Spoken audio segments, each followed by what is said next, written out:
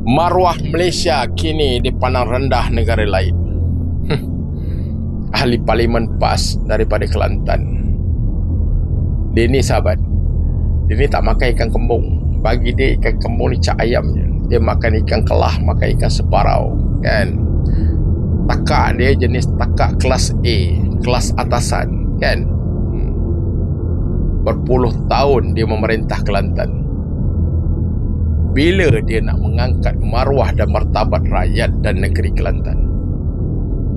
Tak malu ke bercakap soal maruah, sehinggakan titi gantung yang runtuh pun mengharapkan pusat untuk bantu, untuk membetulkan. Lepas tu seolah-olah memaksa membetulkan dengan kadar segera. Atas dasar apa engkau jadi pemimpin di negeri Kelantan kalau engkau tak mampu sebesebi untuk meningkatkan taraf hidup rakyat negeri Kelantan? 24 jam berpolitik, 24 jam bercakap. Hidup hanya bercakap tetapi tidak mampu nak buat apa-apa. Negara mana di dunia ini yang memandang rendah dekat Malaysia? Malaysia dan nama dia harum satu dunia sekarang. Tengok nilai ringgit kita, tengok nilai ekonomi kita, tengok limpahan pelabur yang masuk ke negara kita. Kalau kau bercakap di depan penyokong-penyokong kau yang dungu, di depan pengikut-pengikut kau yang bebal, tak ada masalah, kerana mereka akan menerima bulat-bulat apa yang kau cakap. Faham?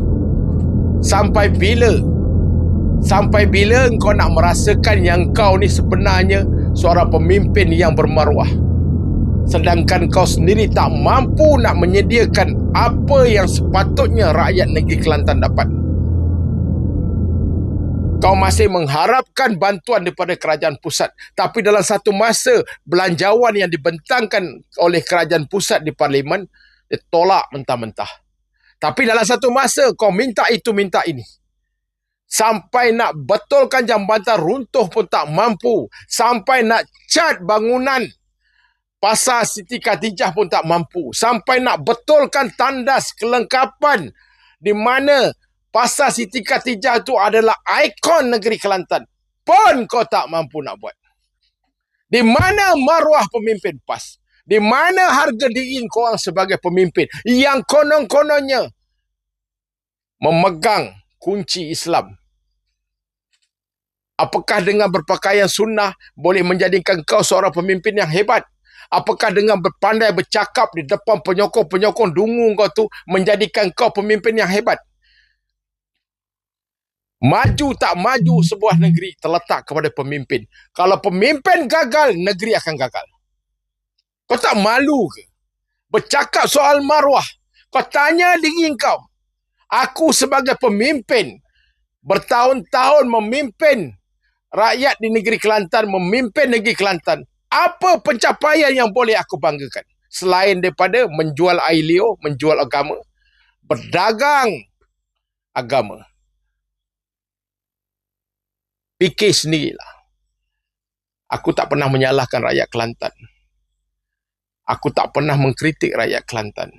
Tapi kepimpinan yang ada di Kelantan ni, bila dia bercakap pasal negeri lain, kalau dia bercakap pasal pencapaian negara, dia akan merendah-rendahkan. Tetapi dia lupa negeri yang dia perintah, negeri yang dia jaga berpuluh-puluh tahun ni, di mana rakyat negeri Kelantan memberi kepercayaan kepada mereka untuk terus memimpin negeri Kelantan.